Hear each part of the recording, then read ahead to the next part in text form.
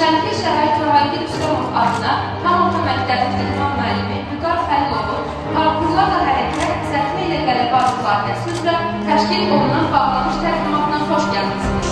Sizlərin rəqabətli yarışma materialını göstərdilər. Azərbaycan bayrağını yüksələrək qalxmasın.